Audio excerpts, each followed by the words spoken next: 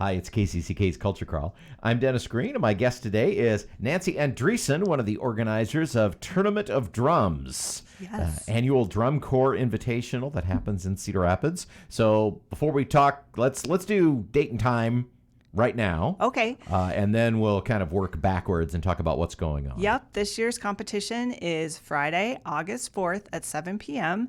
And this year we're having the show at Prairie High School Stadium. And we've not had it at this stadium before, but we're very excited about this venue. It's a very nice stadium. The Prairie campus is beautiful. And we can't wait to have the show there. And actually, Prairie has a tie to a lot of the drum corps in this area because it used to be a rehearsal site for like many, many years for the drum corps.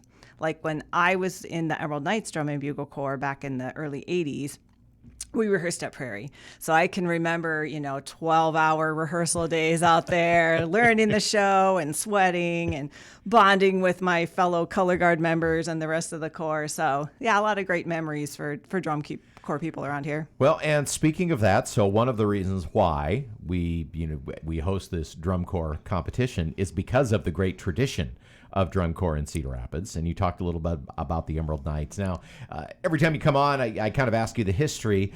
So we've talked about this a lot over the years. But for those who may not be aware, talk just a little bit about the Emerald Knights and their history and why it's still, even though the corps isn't active anymore, why it's still just a part of the fabric of our town. Yeah. So back in 2015, there were a group of Emerald Knights Drum and Bugle Corps alumni that got together because, drum corps, like I was talking about, bonding experience. You really are friends for life with these people.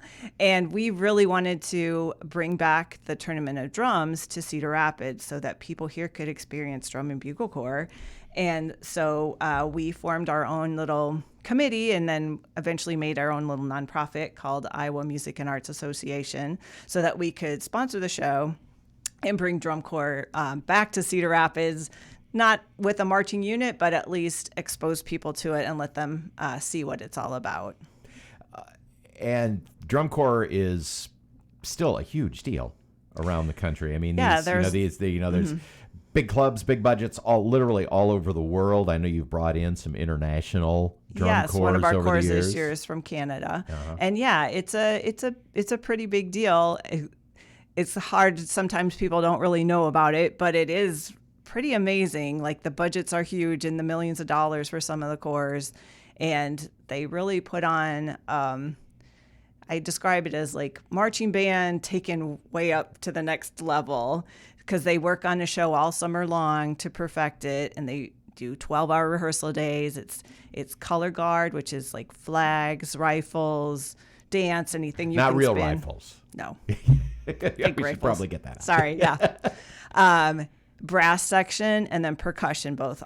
Because we say drum corps, but the brass is Yes. is Oh, yeah. just as The much a brass part. is Yeah. amazing. And they work on these incredible, intricate drills, and the music is amazing. And it's just a lot of pageantry and spectacle. And yeah, it's definitely worth seeing live. Yeah, if you've ever had a kid in marching band and think to yourself, boy, that is a lot more involved than it was, when I was in high school. Just, again, like you say, take that to the nth degree. Right. Even more so, and that's drum corps. Right. And the instructors, I mean, the people that are writing the shows and instructing for the shows are all at the top levels too. So it's pretty amazing to come see. Even though we don't have drum corps marching in Cedar Rapids anymore, we still send a pretty fair number of young people into corps culture, as it were, because I know a lot of young musicians who, this summer, I auditioned for the Colts. I'm touring with drum corps this year. Yeah, there's still a lot of interest in the area, and that's one of the reasons why we launched this last year a scholarship fund to help kids. I should say kids, everybody's a kid to me, young adults who want to march with the drum corps, help pay their membership dues because they can get pretty pricey, like up to $5,000 for a summer. So we started a scholarship fund using some of the proceeds from the Tournament of Drums as well as donations from individuals. And we were able to give out 3 $1,000 scholarships and 1 $500 scholarship to help people from Iowa, kids from Iowa, pay for their core dues. And our $500 scholarship winner is actually in the Colt Cadets, who will be marching at our show. So that's kind of nice. Well, and speaking of that, tell me who is coming to our Tournament of Drums. So we have Gold, who's from Bakersfield, California, and they were the 2022 Drum Corps International Open Class runner-up last year. We have Southwind from Mobile, and Alabama, the Battalion from Salt Lake City, Les Stentor from Quebec, that's our Canadian Corps, River City Rhythm from Minnesota, and then the Colt Cadets from Dubuque, and who are also the co-host of our show with the Iowa Music and Arts Association. So I'm thinking at the time we're taping this, it's the hottest week of the year, Ragbai's going on, and I'm thinking about rehearsing and performing. And you said the 12-hour rehearsals, and I'm sure there were some summers when it was just like this, when you were doing your rehearsals. Probably not something that you would ever want to do again, but now anyway. But I'm sensing that you really consider that to be, kind of a core. See what I did there? A core part of growing up. Oh, for sure. I mean, it's just an experience where it really challenges you. So, afterwards you just feel like if I could do that, I can do anything, and bonds you with people who are going through that same experience and, just challenges you mentally and physically and emotionally. It's a whole thing. But, I think leaves you much stronger. And that's why we wanted the scholarships to help kids have that experience, because we knew how much it meant to all of us.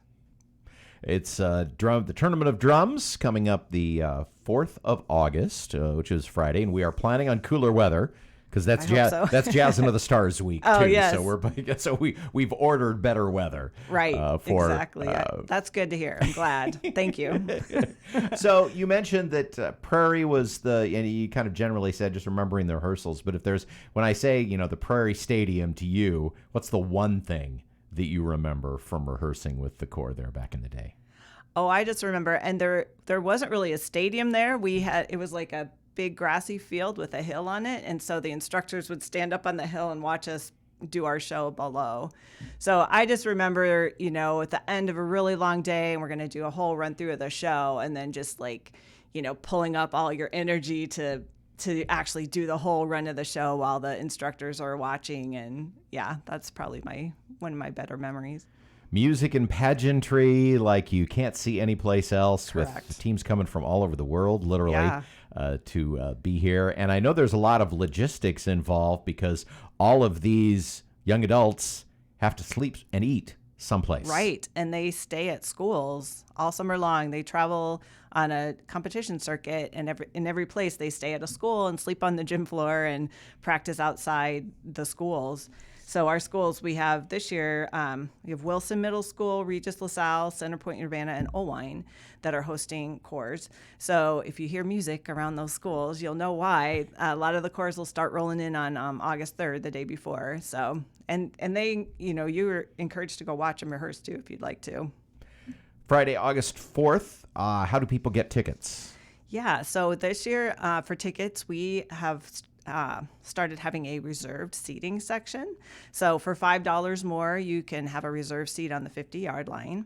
And they're $5 more, they're $25 instead of $20 for general admission. But, we think it's worth it because then you don't have to worry about getting there early to try to get a good seat and all that. So you can go online and order tickets, tournamentofdrums.com, up until August 2nd.